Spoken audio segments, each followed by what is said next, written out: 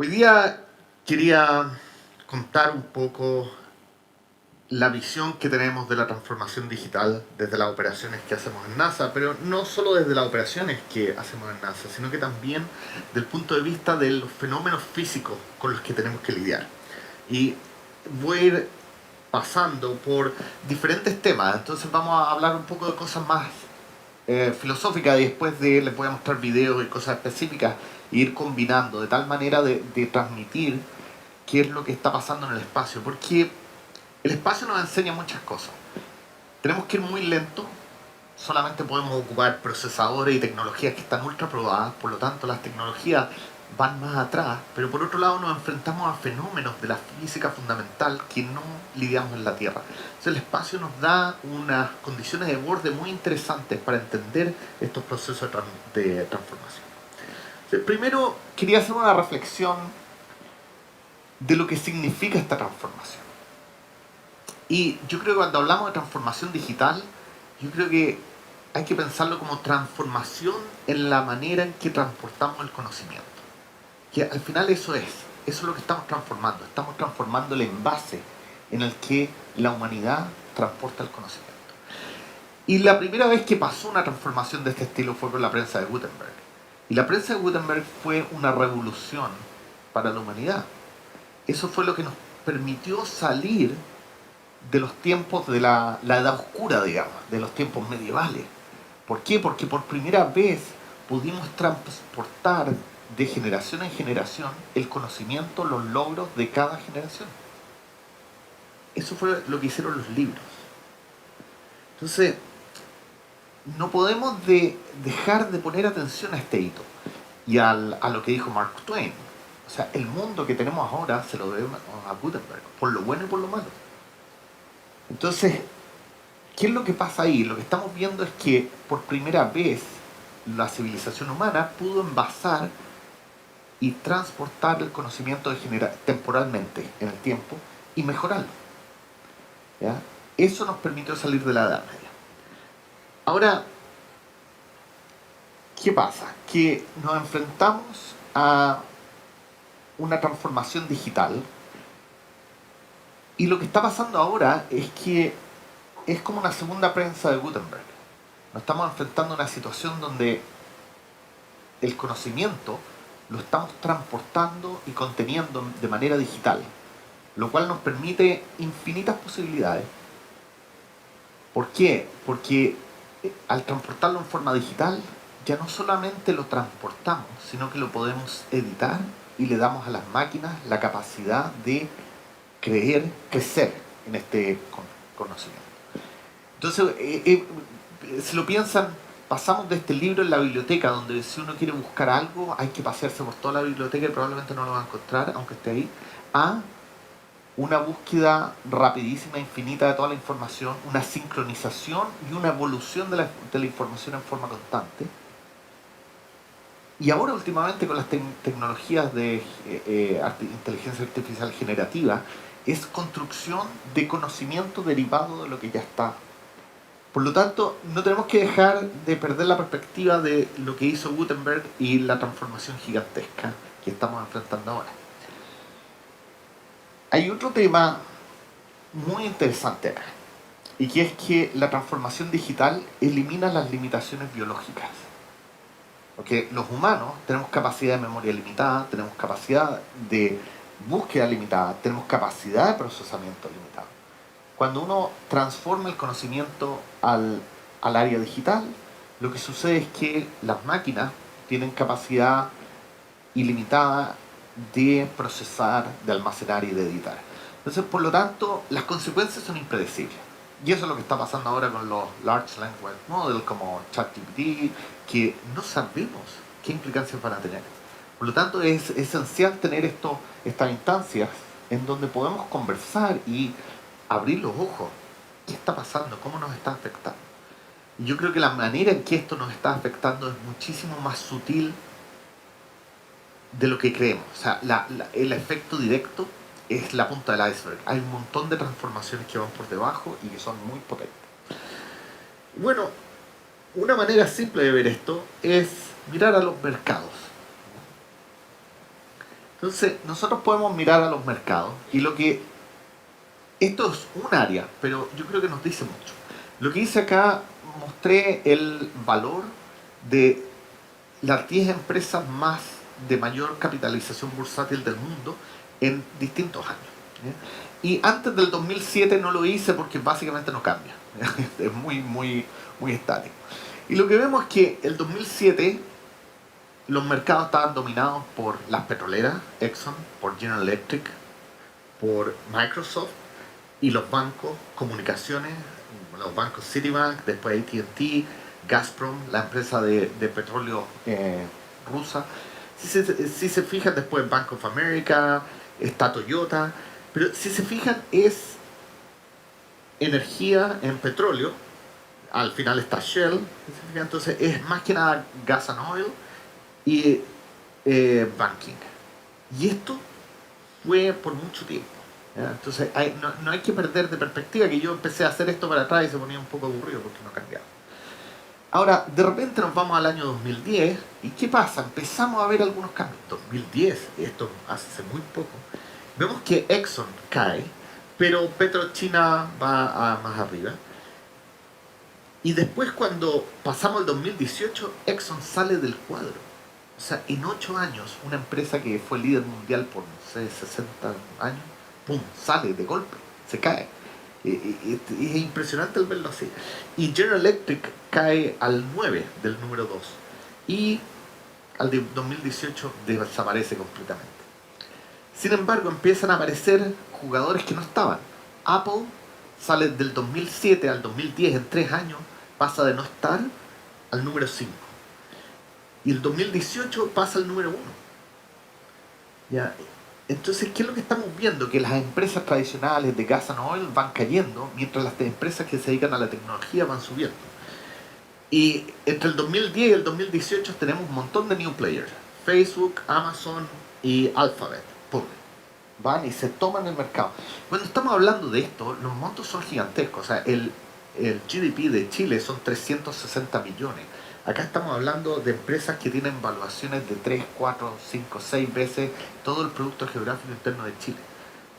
Entonces hay que como escalarlo en las magnitudes de esto. Y bueno, Microsoft es una excepción sorprendente porque se mantiene constante en el tiempo. Incluso ahora ha subido un poco. Así que Microsoft es un bicho un poco raro en todo este proceso. Pero bueno, ya, y yendo finalmente al 2023, hay unos new players muy interesantes. Nvidia.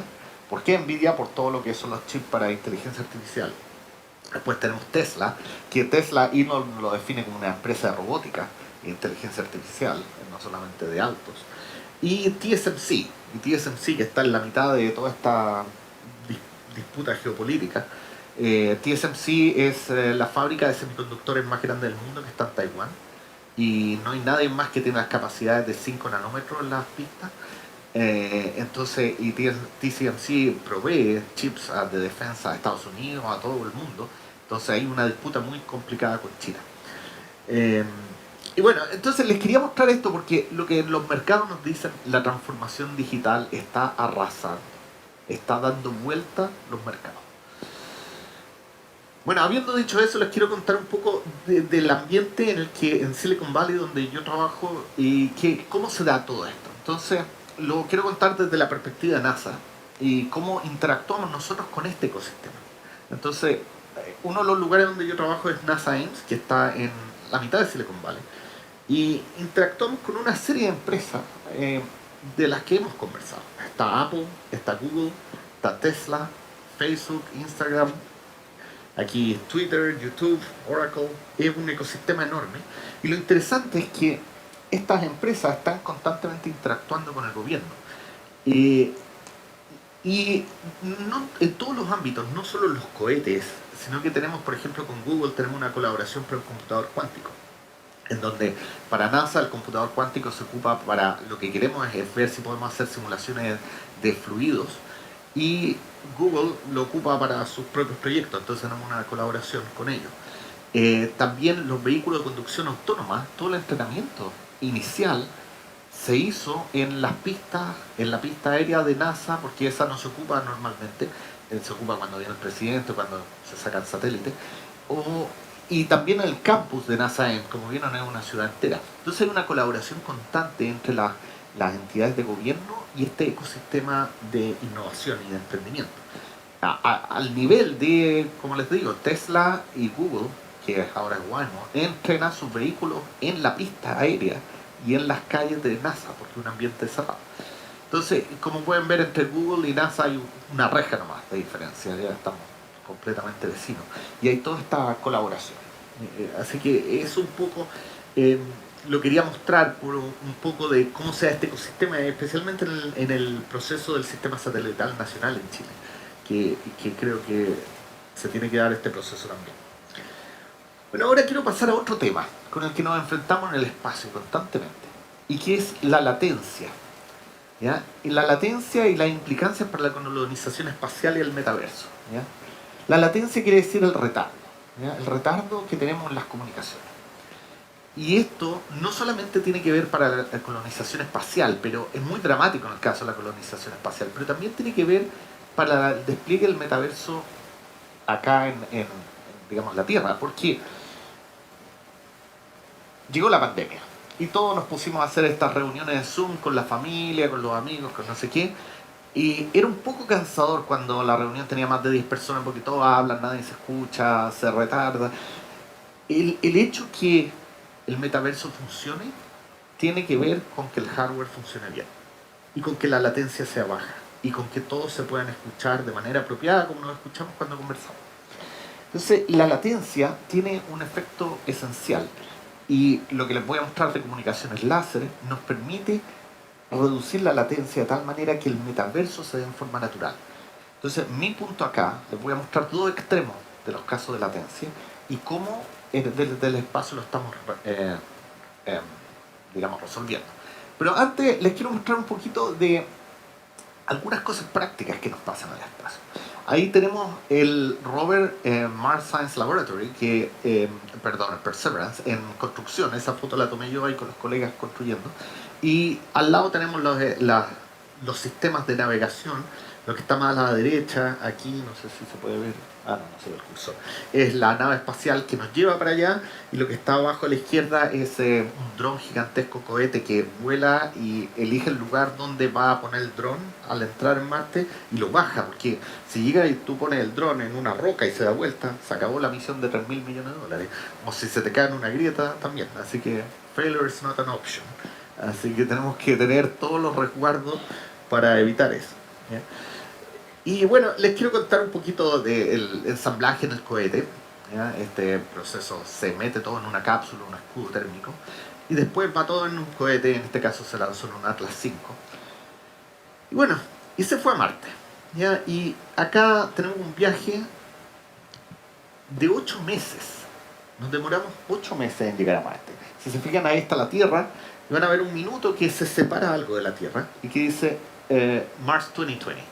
¿Ya? Ahí vamos viajando, vamos camino a Marte. Y si se fijan, esto nos muestra por qué podemos ir a Marte solo cada 2 años, porque los planetas tienen que estar alineados de tal manera que nuestro proyectil llegue hasta Marte en una órbita de transferencia elíptica. Y esto se da solamente cada 2 años. Y para volver de Marte es lo mismo. Tenemos que esperar a que estén los planetas alineados. Por eso es que colonizar Marte no es tan fácil como ir a la Luna, porque tenemos que esperar. Llegamos con nuestros astronautas a Marte y de ahí tenemos que tener los sistemas para que ellos vivan por 2 años. Entonces, esto se los quería mostrar porque en este viaje no solo demora 8 meses, pero también las distancias son tan grandes que de un lado al otro, entre Marte y la Tierra, pueden haber 3 minutos de tiempo de viaje a la velocidad de la luz, o 22 minutos. Cuando Marte y la Tierra están al lado opuesto al Sol, son 22 minutos lo que demora la luz en llegar de un lado al otro. Por lo tanto, nuestra latencia son 44 minutos. Realmente ya hace muy difícil todo. Y eso no es que, bueno, mi celular sea viejo, sino que es que son límites fundamentales de la física. ¿Ya? Hay que hablar con Einstein para cambiar eso. Bueno, y acá les quiero mostrar algo también de la transformación digital. Este es un video del aterrizaje de la sonda en Marte, de Perseverance en Marte. ¿Por qué les quiero mostrar esto? Porque las misiones anteriores de todos los países, siempre lo único que recibíamos eran códigos, línea de comando, touchdown o lo que sea, todo, la telemetría por línea de comando. Esto es por primera vez que la transformación digital de tenemos videos.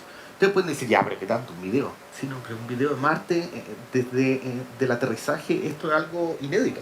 Y ustedes lo verán y me van a decir, bueno, pero ¿qué tanto? Es que... Déjenme bajar el volumen a esto. Esto es lo que nos muestra que lo que les decía antes, que la transformación digital en el espacio va más lento porque tenemos menos tecnología, pero también va más rápido porque nos enfrenta a fenómenos de latencia y de la velocidad de la luz que nosotros no nos enfrentamos en el día a día, pero sí afectan la calidad, porque nosotros en la Tierra la calidad de las comunicaciones no afecta la latencia y no lo percibimos tan obviamente. Bueno, y acá es el minuto en que se separa el escudo térmico y por primera vez nuestro sistema ve Marte y ahora empieza a elegir dónde vamos a aterrizar.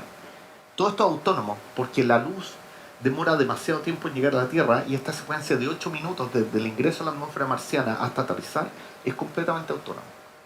O sea, ahí tenemos otra etapa de transformación digital donde hay un proceso de toma de decisión impresionante, donde se arriesga la misión, donde failure is not an option, todo tiene que salir perfecto, es completamente autónomo. Y no hay nada que se pueda hacer, porque ni siquiera el minuto de entrar a la atmósfera es opcional, sino que porque ya viene a una cierta velocidad y hay que entrar, no hay nada que hacer. Y en este minuto el sistema está buscando dónde aterrizar, dónde es seguro aterrizar. Y va a soltar el paracaídas, va a elegir el lugar y va a pasar de paracaídas a motores cohete, a este dron cohete que nos va a permitir ponernos en el lugar correcto. Entonces aquí hubo desarrollo de inteligencia artificial, reconocimiento de imágenes, sistema de análisis de fallas, predicción y modelación de todo tipo de incertidumbres, porque en realidad no conocemos Marte en todo detalle. Entonces no sabíamos, puede haber una grieta, puede ser que no había un lugar apropiado para aterrizar. Entonces el nivel de riesgo que se toma acá es muy alto y la transformación digital permitió que este rover pudiera aterrizar en forma segura y que se procesaran los datos en órbita. Bueno, aquí el video es un poco largo, pero quiero llegar hasta el final porque hay un minuto espectacular que es el minuto donde toca tierra y se ve, en un video se ve cómo aterrizamos en otro planeta. Y para los que hemos estado en este circo bastante tiempo, pasar de línea de comando, que decíamos touchdown, TD sería todo, a un video así parece ciencia ficción. Entonces es realmente, como les digo, parece atrasado, pero es porque en el espacio las cosas son un poco distintas. Entonces aquí ya enfocó directamente donde va a aterrizar, tomó la selección y esto nos estaba llegando con 8 minutos de retardo, así que ahí los motores cohete empiezan a volar el polvo y lo de la izquierda son los videos de la vista del rover y la vista desde el dron. Aquí el dron está levantando el rover y baja con un winche y lo deposita en el piso. Ya, esto es sin precedentes en la historia de la exploración espacial. Y si bien es muy único y va a ser nuestro nuevo normal, ahora todas las misiones van a ser así. Y les muestro porque, bueno, ahí está el rover aterrizado y está con el helicóptero marciano. También el rover llevó la primera aeronave que ya cumplió 64 vuelos. Esta aeronave vuela en Marte. Tenemos un dron que vuela en Marte y es una cosa impresionante. Ahora, ¿qué tiene que ver esto con el metaverso? Entonces usted me va a decir, Eduardo, tu charla es un desorden, estaba hablando de todo mezclado. Pero sí y no.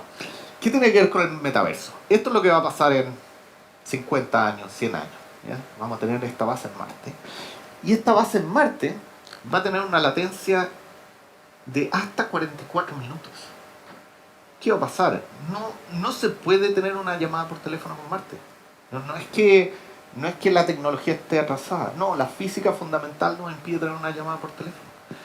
Entonces, ¿qué pasa? Que si uno quiere mandarse un texto, manda el texto y demora 44 minutos en que el otro te responda algo que quizás no sirve de nada. Entonces, ¿qué pasa? El metaverso, la civilización humana, se va a desconectar temporalmente. Y el metaverso va a ser esencial y van a ser clústeres de metaverso en distintos lugares del sistema solar. Entonces, en el proceso de transformación digital tenemos que tener en mente que esto va a pasar. No hay una economía más grande que crear otro planeta. No hay una economía más grande que colonizar la Luna. es lo más grande que va a haber. Bueno, junto con el cambio climático, ¿eh? Yo lo conversamos con Juliana antes, yo creo que eso es una monstruosidad, pero ambas cosas van a pasar. Entonces, cuando tú te das cuenta que la latencia es tan fundamental como que te va a disociar la sociedad y va a hacer que la sociedad en Marte avance un poco en paralelo a la sociedad de la Tierra. Y cuando lo pensamos que en la Tierra, la latencia esta que casi es imperceptible, es lo que nos limita a que podamos tener videoconferencias de buena calidad. De que aunque no nos damos cuenta, pero hay una diferencia muy grande de una latencia de 70, 80, 100 milisegundos y 30 milisegundos. Y que no lo notamos mucho. Son dos límites del mismo fenómeno. Entonces, un poco quería hablar de ese tema y ahora me voy a cambiar de tema completamente en mi charla desordenada, pero es que hay muchas cosas entretenidas. Y les quería mostrar otra cosa que logramos el año pasado y que es una revolución. Que logramos desviar un asteroide por primera vez. Esto es protección planetaria. Siempre ustedes han visto las películas como Armagedón y en todas estas películas se habla de cómo nos vamos a defender de un asteroide. Bueno, hicimos un experimento y el año pasado por primera vez logramos impactar una nave espacial en un asteroide y cambiar la órbita. ¿Ya? Y no sé cómo estoy de tiempo, pero ¿cómo? ¿Estoy bien? ¿Hay tiempo para el video? Entonces, acá hay una animación. Este no es un video real, pero el video real del impacto se lo voy a mostrar después. Esto es una animación del viaje de la nave espacial hasta el asteroide. Y la idea es que esta nave espacial es básicamente un telescopio que permite apuntar y elegir el objeto y tiene un motor un motor iónico, que no es un motor tradicional cohete, sino que es un motor iónico que nos permite navegar y apuntar hasta el asteroide. Impactar un asteroide en vuelo es una cosa dificilísima por las velocidades relativas. ¿Ya? ¿Y por qué ustedes dicen, bueno, pero ¿por qué no te acercas más despacio? No, porque tenemos que acercarnos rápido para poder impactar y transmitir suficiente energía. Entonces, esa aproximación a altísima velocidad es algo que tecnológicamente es muy difícil y nuevamente la latencia nos impide que haya una elección natural, que haya alguien controlando este proceso. Entonces, esta sonda tiene navegación autónoma de espacio profundo y tiene corrección de curso también autónoma. Y el logro de poder impactar este asteroide es también algo que por primera vez se hizo. Y acá les muestro lo que pasó de verdad. Lo que ven aquí abajo a la derecha es cómo se vio el impacto del asteroide desde los telescopios terrestres. Ahí tienen el asteroide y ahí viene el impacto de la nave espacial en el asteroide, se ve esta explosión enorme. Y eso nos permitió cambiar la órbita dramáticamente. Logramos cambiar la órbita por un factor de alrededor de 25 veces más de lo que era el objetivo. Y lo que les voy a mostrar aquí es también algo único. Este es video real. Este es un video real del impacto. Y nosotros le estamos apuntando al asteroide de más arriba. Y esas correcciones, esos golpes que se ven, es el sistema de navegación que está en forma autónoma corrigiendo la aproximación al asteroide. Y van a ver que nos acercamos. Y esto es por primera vez que vemos el asteroide. Y aquí ya viene el impacto y se acaba la transmisión. Porque bueno, por razones obvias. Y ahí tenemos el impacto. Y acá arriba lo que vemos es una imagen que tomó otro satélite pequeñito que se desprendió antes del impacto, que se desprendió para poder tomar una imagen del impacto. Entonces, esto nos muestra también cómo hay una evolución tecnológica que nos permite hacer cosas que antes eran completamente impensadas. Y bueno, finalmente quiero pasar al tema de la latencia nuevamente, pero ahora desde el punto de vista de las comunicaciones en el espacio. Las comunicaciones de la Tierra ahora están dominadas por la fibra óptica. Aquí tenemos un mapa de los cables de fibra óptica que hay en la Tierra. Y la fibra óptica tiene un problema, es que retrasa la velocidad de la luz en 1,44 veces, porque se transmite en el vidrio en vez de en el vacío. Entonces, eso hace que le agrega a las comunicaciones una latencia de 30-40 milisegundos a lo que sería si las comunicaciones fueran en el espacio. Esto es un problema que los traders, de la gente que hace negocios, trading de alta velocidad, sufren mucho por esto. Y de hecho han puesto sus propios cables de fibra óptica para poder tener transacciones de más alta velocidad y ganar a la competencia. No entiendo bien por qué es tan importante, pero de alguna manera es muy importante. Y eso se está reemplazando por constelaciones de satélite. Y la idea, estas constelaciones de satélite como Starlink, Kuiper, OneWeb, lo que están haciendo es proveer comunicaciones punto a punto, sin fibra óptica, vía láser, en el espacio. Y por lo tanto esto nos permite reducir la latencia de 70, 80, 100 milisegundos a 30, 35. Y nuevamente, para la percepción humana, para una conversación, para que la conversación sea natural, es esencial que la latencia sea menos de 50 milisegundos. ¿Ya? Entonces, aunque parezca una tontera, pero es lo que hace que la videoconferencia sea un poco real a esta cosa fluida natural. Y eso cambia el juego completamente en la implementación del metaverso.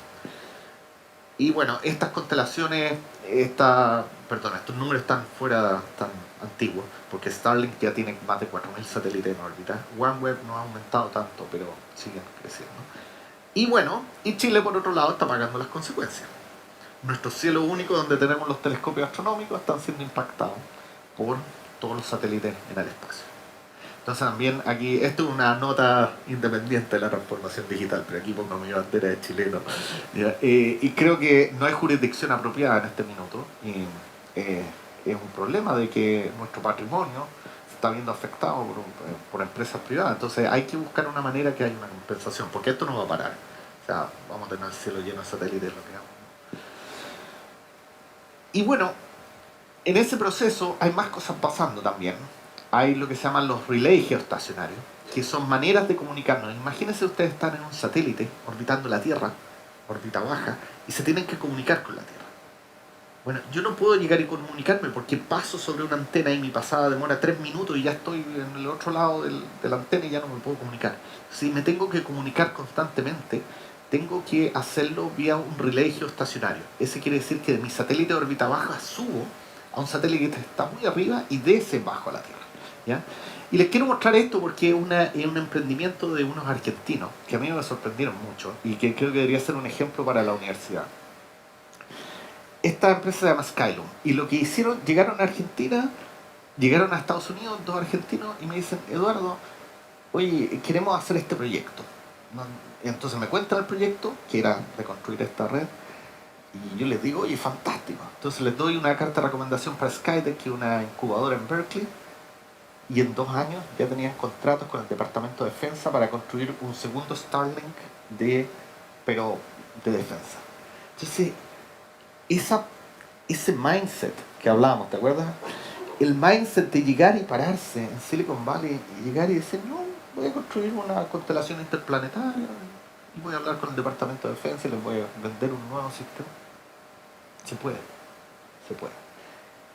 Y entonces creo que eso lo tenemos que tener en nuestro proceso de transformación digital. También es un proceso de transformación de mindset y de pararse seguro en el proceso.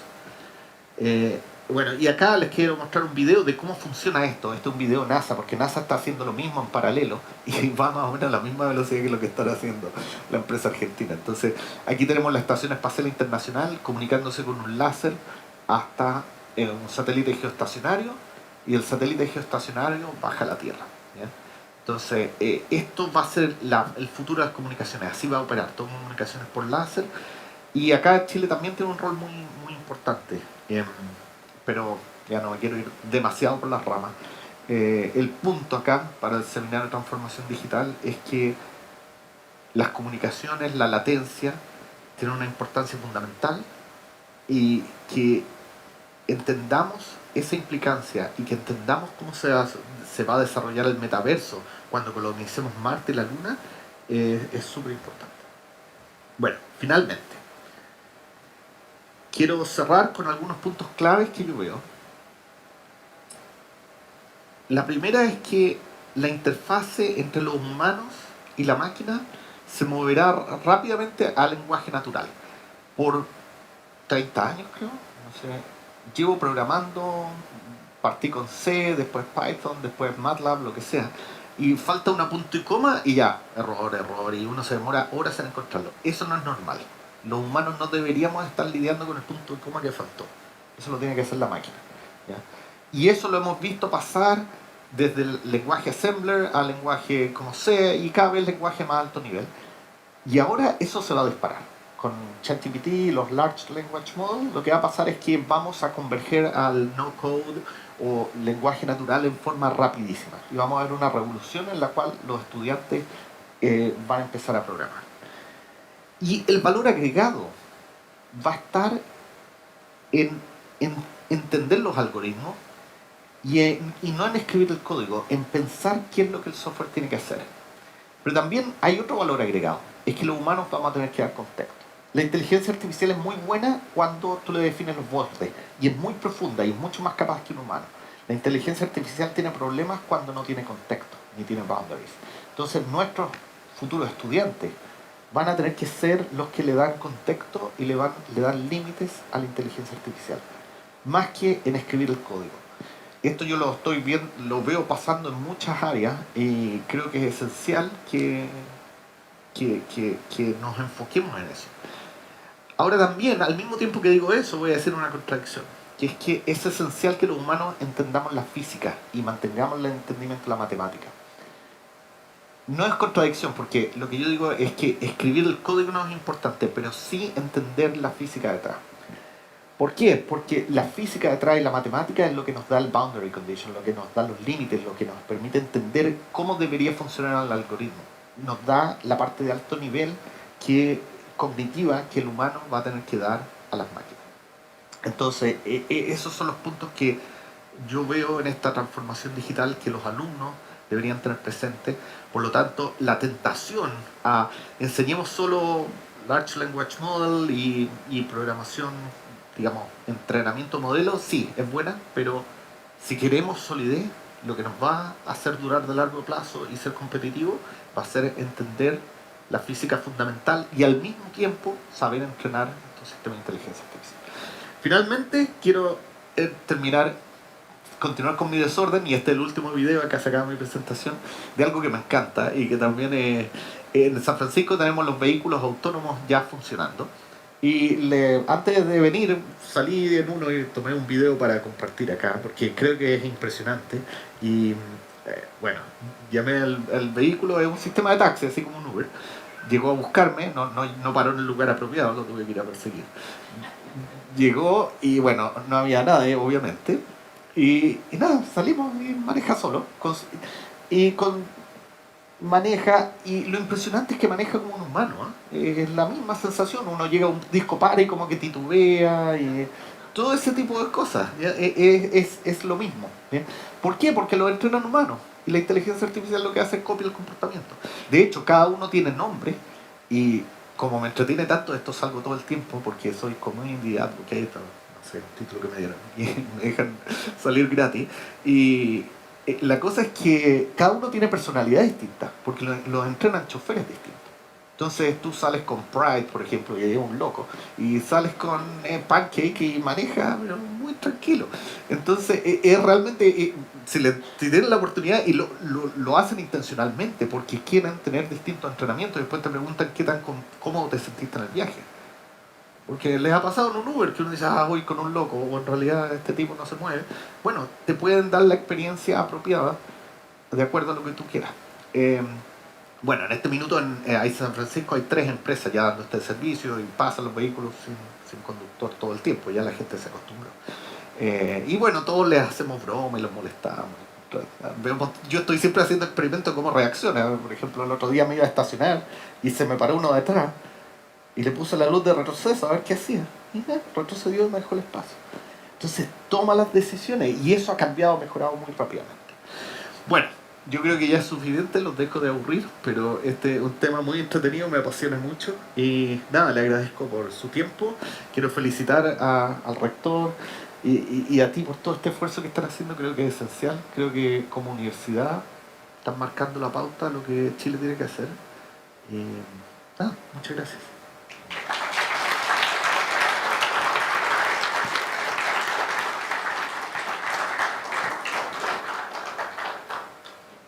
Ay, Sí, sí, sí. ¿Alguien nos iba a ayudar con el micrófono? No sé, ya. Entonces, Lorena quería hacer una pregunta y después tenemos espacio para 2 o 3 preguntas más.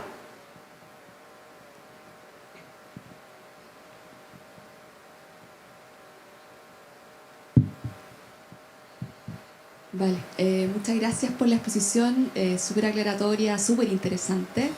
Yo me dedico a las humanidades acá a enseñar en la Santa María y bueno, a investigar también. Y quería hacer una pregunta un poco fuera de foco, pero no puedo no hacerla porque vengo llegando de un congreso internacional donde me reuní con gente de Asia, de África y de América Latina y fue bien conmovedor el encuentro porque estuvimos viendo la situación de la frontera de Estados Unidos con México, de la situación de los migrantes, del tren de la muerte, y en África también, y en Asia la cantidad de pobres que siguen habiendo de manera muy dramática, ¿no? Y entonces yo veo todo eso y es wow, espectacular, ¿no? Pero se inició la conferencia haciendo una alusión al tema de pasar de los libros a estas nuevas tecnologías que nos hacen mucho más inmediata la entrega de información. Y de paso también usted comentó sobre el cambio climático, etcétera. Y entonces, uniendo todas estas cosas, me pregunto, bueno, ¿qué hacer con el cambio climático? ¿Qué está pasando con eso? ¿Qué hacer con la pobreza?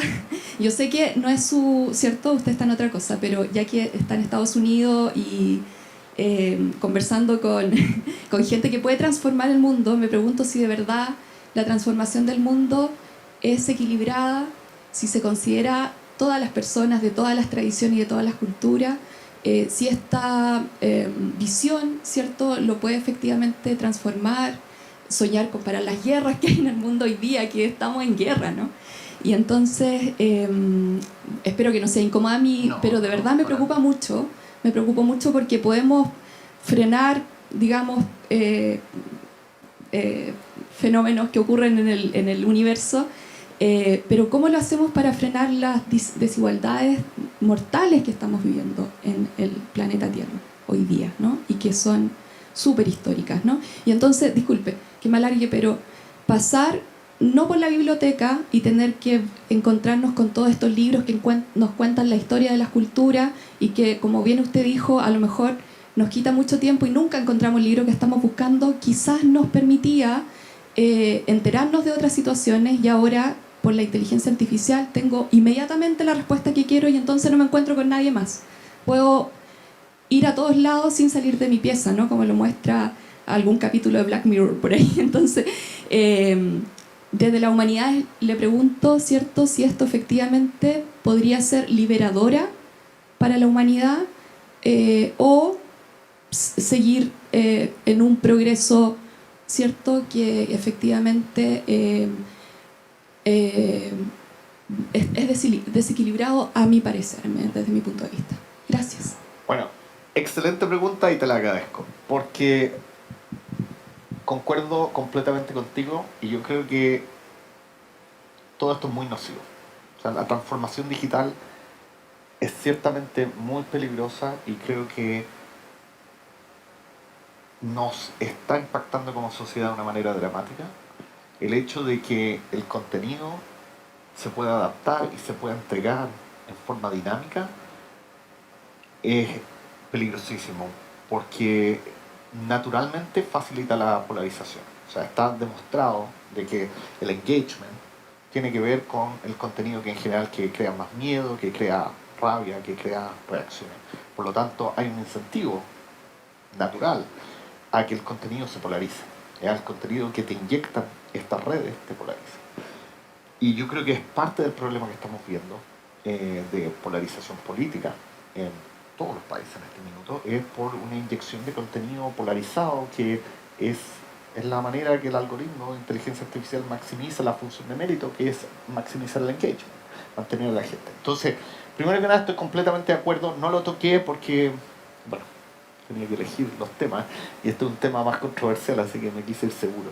Pero ya que lo tiras, bueno, feliz te lo comento. Yo creo que es peligroso. Y también parte de la transformación digital, lo que están haciendo ustedes es, ojo con esto, porque aquí vamos a tener una función de mérito que inevitablemente va a tratar de ir a la polarización y a la manipulación de la información de manera... ¿Por qué es tan fundamental? Porque tiene que ver con nuestro instinto de supervivencia. Los humanos tenemos en nuestro cerebro grabado que si escuchamos de un rumor de un riesgo, vamos a reaccionar y vamos a poner atención. Así que es muy profundo cómo estamos cableados para reaccionar al contenido polarizador. Entonces, esta capacidad del metaverso de adaptarse, de generar, de transformar información, de que ya no sea una cosa estática en un libro, sino que sea algo dinámico que está cambiando todo el tiempo, es extremadamente peligroso. ¿Ya? Y esto, bueno, ya lo hemos escuchado muchas veces, investigadores, presentación al Congreso de Estados Unidos, así que no estoy diciendo nada de nuevo.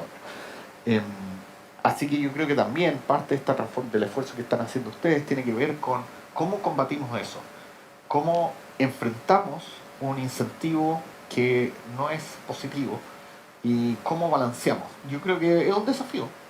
La tecnología nueva, la transformación digital tiene oportunidades increíbles, pero tenemos que ser capaces de balancear esto. ¿Cómo? La verdad es que no lo sé. Sé más de cohetes que de eso, pero lo que sí veo el problema. ¿Ya? Ya, lo segundo, con respecto al cambio climático. El cambio climático yo creo que es el desafío más grande que vamos a tener.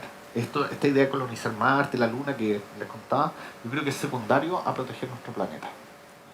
Ahora, eso no quiere decir que no va a pasar, van a pasar ambas cosas. Pero yo creo que la Tierra va a ser el parque nacional acá, porque la Tierra ya no va a tener capacidad de soportar a tanta gente, y la medida en que nos expandemos, como dice Elon, que vamos a ser una sociedad interplanetaria, la Tierra es un lugar demasiado único. Tú vas a Marte y un desastre, o sea, no hay atmósfera, es poca arena, radiación, la Luna lo mismo. Entonces, la Tierra va a ser como un parque nacional, y en este proceso de cambio climático estamos dañando a la Tierra de una manera muy, muy extrema. Le comentaba a Juliana hace un rato de que yo me dedico a la búsqueda de planetas fuera del sistema solar. Tenemos que buscar planetas habitables, entonces tenemos que modelar cómo tendría que ser la atmósfera para que sea habitable. Y, o sea, es dificilísimo. Cualquier cambio en la órbita, cualquier cambio en la concentración de gases, en general hace efectos runaway y el planeta termina o congelado, o como Marte, o pierde la atmósfera por el viento solar. Entonces lo que tenemos en la Tierra es una joya y la estamos dañando de manera tremendamente agresiva. Y creo que como negocio también, yo creo que el capitalismo nos llevó a esto, y yo creo que el capitalismo más regulación gubernamental nos puede sacar del problema. Tiene que haber pero para eso los consumidores tenemos que dejar de ser tan sensibles al precio, porque nosotros como consumidores somos extremadamente sensibles al precio. Por lo tanto, si hay un valor agregado que pagar para poder mitigar, en general no lo hacemos. Sin embargo, también somos muy sensibles a la imagen. Todos nos preocupamos de nuestro LinkedIn, todos nos preocupamos de Facebook, Instagram, bla, bla, bla. Bueno, quizás al final va a tener que ver con cómo es nuestra imagen con respecto a los demás, nuestra responsabilidad de cuidar el planeta. Yo creo que tiene que ir en esa dirección. El cambio no va a pasar si es que no viene dirigido por el consumidor. Porque empujar es muy difícil, siempre se...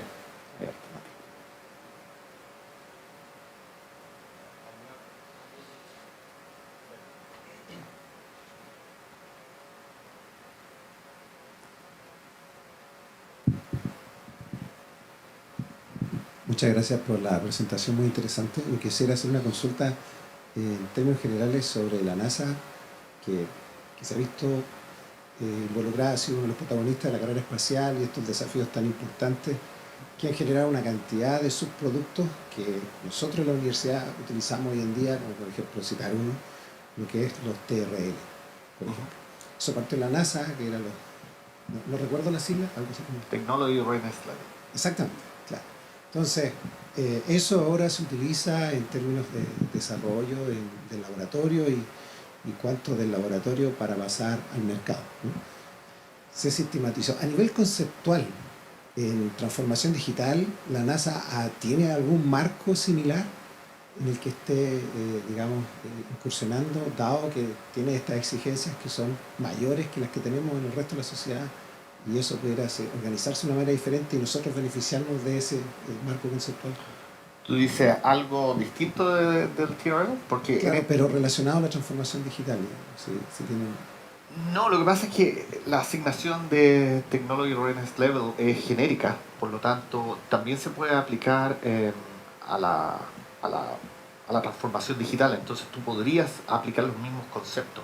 Ahora, hay otra cosa que es el CML, el Concept Maturity Level, que básicamente te dice cuál es la madurez de un concepto y va en un track paralelo. También está desarrollado por NASA, pero no sé, no es tan conocido como el TRL. Y creo que yo me he impresionado ahora, a veces veo, no sé, los llamados de COPEC y de algunos tipos, y empiezan a hablar de TRL y digo, no me llama mucho la atención, pero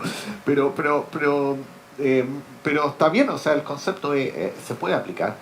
Eh, yo creo que para lo que es el metaverso, el CML puede ser mejor.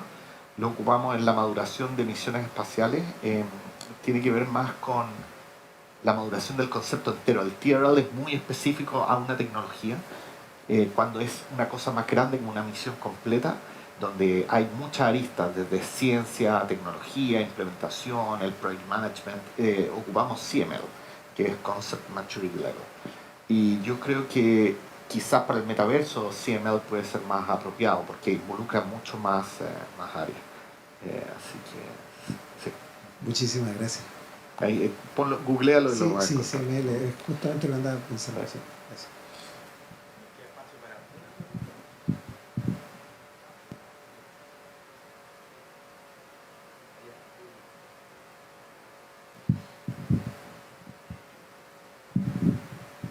Hola, Hola. soy Luis Evia de Informática.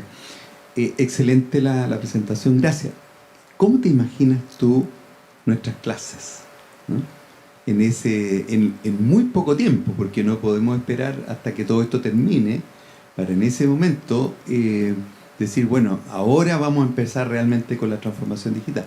Entonces vamos a tener que vivir una etapa de urgencia para producir el cambio y otra para consolidarlo. Entonces, ¿cómo imaginas esa docencia 2030? Gracias. Ay, qué buena pregunta, me pusiste en problemas. Eh, Depende de la clase, pero lo único que puedo ofrecer es un ejemplo específico, porque no se me viene a la cabeza una manera genérica de escribirlo. Pero yo soy ingeniero mecánico, ¿ya? Y típica clase difícil, vibraciones mecánicas, donde tienes que modelar cómo vibra un objeto con un estímulo. Y bueno, terminas con unas ecuaciones de Laplace enormes y es matemáticamente muy duro. Eh, Me imagino una clase de vibraciones mecánicas donde el profesor muestra el fenómeno, es- muestra las implicancias de por qué importa, por qué nos preocupa este fenómeno, cómo se manifiesta, cuáles son los principios físicos que gobiernan la operación de esto, cuáles son los límites, cuáles son las aplicaciones. Después mostrar una teoría, la teoría de cómo funciona matemáticamente, y en paralelo mostrar cómo un sistema de inteligencia artificial puede ser entrenado para modelar esa misma ecuación de Laplace, que es enorme, que es realmente inmanejable, que es poco práctica, porque muchas veces pasan los cursos de vibraciones mecánicas que es tan complejo que al final no se termina haciendo la modelación completa, pero sí se ocupan ecuaciones que son más simples para valores aproximados. Entonces yo creo, me imagino una clase donde esos tres elementos vayan en paralelo. El elemento conceptual muy fuerte, porque acuérdense que la clave es que el alumno va a tener que darle las condiciones de borde y el contexto al algoritmo de inteligencia artificial. Por lo tanto, el profesor tiene que explicar el concepto de qué es lo que está pasando, cómo funciona, cuáles son los inputs, cuáles son los outputs y cuáles son las implicancias. Y después, en paralelo, mostrar la parte de la modelación matemática para que el alumno sepa que exista y ojalá mantener las ecuaciones de alto nivel. Y después mostrarle cómo entrenar un sistema de inteligencia artificial para resolver el problema. Mira, fui a una conferencia robótica y me pasó algo interesante.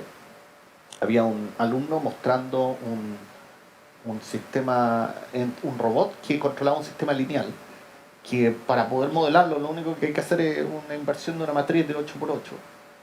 Y lo entrenó con un sistema de inteligencia artificial. Y yo le dije, ¿para qué si esto es una inversión de una matriz simple, una inversión lineal, que ni siquiera es un SVD, sino que... Bueno, no sé, porque funciona. Desconectado completamente del contexto. Entonces yo creo que eso es lo que hay que transmitir.